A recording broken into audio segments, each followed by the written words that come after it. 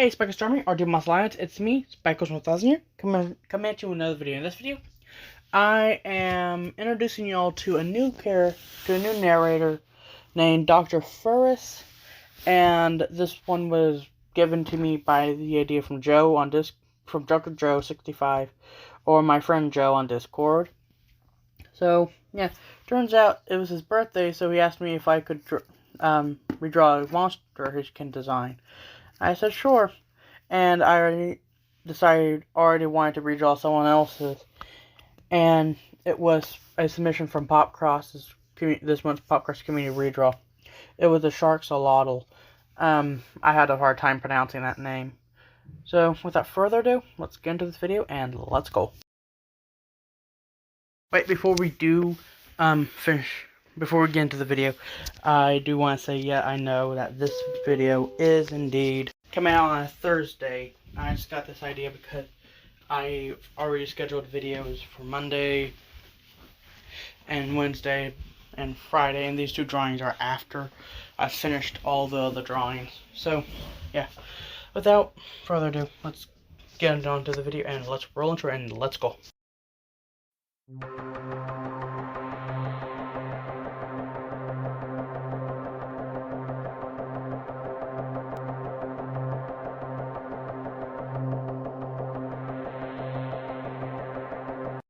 Like and subscribe if you enjoy this video. Now before you ask, yes, I do realize that I messed up when I wrote down the names. I drew the wrong ones on the each drawing. Meaning I drew the Sharksalotl on the Draconic Equestrian paper. But I fixed those names, and I do fix the name on this one.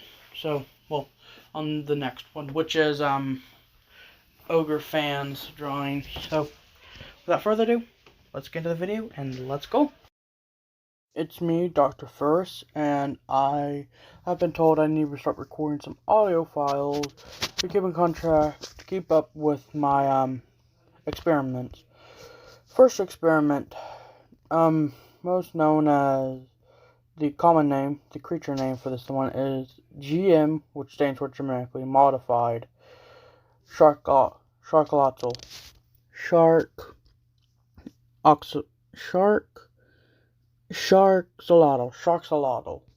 Sorry, things just very weird and very hard to pronounce. So, anyways, my document says it's a fairly interesting creature, but it was an experiment. I was trying to find out how to make some other creatures, but I made a few by this. And, it's now in the containment facility of the Mutant Investigators Containment Society, or MICS. File number is under 2290 TLE. I have no idea what that stands for. 2290. Threat level class is low. Code name is Sharksalotl. Containment 2290 must be kept in a standard shark enclosure. Its enclosure must be filled with brackish water every 2 to 3 days. It must be fed the following: small fish, orcas, dolphins, squids, sharks. Now, it is by that alone you can tell it's carnivore. Staff are allowed to enter its enclosure in order for it to have some company. Tests have proven by Dr. James and without permission from the director will be punished. Now the test must be approved by Dr. James, Description: 2290 is a illicit calf shark and half axolotl. However, 2290 is too big to be a shark or axolotl. 2290's size is impossible to measure, but researchers have theorized it is roughly around 600 meters in length. Holy cow. And weighs around 750. Doesn't say what else. Unlike the non-mutant, unlike a bunch of my other creatures, 2290 first came to the attention of the MICS after multiple reports of washed-up orcas, dolphins, seals, and colossal squids, and multiple sightings of it were rumored. 5 weeks later, the first team encountered 2290 and it was just staring at the submarine while chewing on an orca's tail. The creature didn't attack while circling sub, as if it was curious, but for this it started and it continued for around 10 minutes. No body was harmed when capturing my creation. And only reason why I know about they had this because they brought me on, because I'm the reason why a few of their creatures are around here. Update. The multiple sightings have shown, well, and this also has been in the contained for around 10 months. Update. There are now multiple sightings of other creatures similar to it. Researchers have discovered that 2290 knows Morse code by doing that. It blinks and it's unknown how it does it. When it asked how it learned it, it said owner. When asked where its owner is, it was found out it died. Now, the owner, which was the person I gave this one to, was Samuel Nixon, who had died in a car accident. It's also discovered 2290 once used to be a normal axolotl, and since his owner died, he was transported to the new home, where I ran a few experiments, but the new home it was given was to me, but it was only after it was 2290 it was transferred over to the NICS facility, but originally it was just a normal axolotl before I had my hands on it. I saw it had some other unique abilities, like abilities. It has fast regeneration, powerful jaw / bite force, fast movement, and has the ability to play dead. Weakness is out of water. Also, they can have emotional bonds and are somewhat easy to tame. Now, a bunch of my other files aren't even close to anything like this, but it was my first ever formal document, so they decided that this is way too formal and just for me to write in my standard writing style. So, I just did. Let's just get to the next one. This next one is Joe's drawing. It was the chronic equestrian. So, yeah, I had a little bit more fun drawing this one. Without further ado, let's get into this part. And this video is coming out on Thursday. Yes, I know that. So, let's... Now, before y'all ask, this isn't the Beastverse. It's actually another universe known as...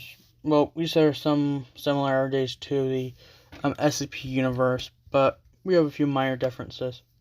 I'm one of the few people that know about this secret. By most people, I mean like around 99.99% of the world's population don't know about. Just us in the NICS community know about what's going on, which is the 0.01% of the world that do know. This next one is I had a very weird suggestion from a friend. Now, he wanted me to create a dragon-horse hybrid. And it was a pretty interesting idea, so I did it. Now, for the record, whenever I'm doing experiments, I slice DNA, but I wasn't able to get DNA of a dragon. So, we used a dimensional warper, and I transported to another world to get some dragon DNA. Where I met someone who turned out to be a few hundred years old, and nearly killed me because he thought I was an invader because he has some nasty experience with some others. Turns out he was the one who... Turns out he had a bunch of dragons.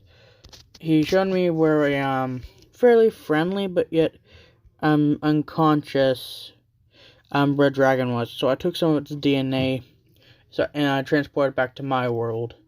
We came across a few monsters there too. Some he said he's never seen before. Audio file. Yeah, I've never seen these creatures before. Get down! An audio log. Now, I have no idea how what those creatures were, but they looked like hybrids of sorts. Very hostile ones. Could be used for further research. But anyways, so I got the DNA I needed from that world and transferred back to my world, where I got my hands on a very, very strong dragon. Not a strong dragon. That was the DNA I got. No, he said this dragon is the closest I have my hands on. But he also told me that but once I got back to my world, I got my hands on the horse DNA I needed, which was a very large breed, and this is able to breathe fire and is run able at top speeds around 400 miles per hour. And I made two, one female, one male, and they got out of containment. We have one. Well, they got out, but we only have one in containment right now. So, yeah, the NICS has contained one, and it's actually a fairly friendly one in consideration that it was brought up in captivity. Now, fun fact, they only live for around, due to the draconic DNA they have, their creature name is draconic, equestrians, well, GM aquatic equestrians. Like I said, the GM stands for genetically modified. Now, equestrians means horse, and draconic simply dragon. Now, they are very durable. When I say durable, I mean you can launch a full-on assault team, I'm talking like a SWAT team after one of these things. The thing would barely even flinch. You need a few 150 caliber rounds just to put it down. To injure it, you can simply aim for the little joints. Now, it has some very interesting features, like its mane. It does have hair, but they're always usually brown. It's always a black neck and scaly. Some have cracks, but younger ones don't. So, yeah. But their eyes are always black with a golden slit for their eyes. They have two horns going down below their jaw. One tooth-like horn protruding from their mouth, and if I remember correctly, two coming out from the top of their head. Am I right? Yeah, two coming from the top of their head that curl forward. And their back legs are very powerful. And they have upper hooves that aren't really even close to hooves of a horse. Matter of fact, they're one-toed claws. And they are very strong and very durable. It is shown that when cut off, they can be cut up and made into some pretty durable knives. Experiments have shown that using these could possibly make some very nice kitchen knives. And, well, that's all the creatures for today.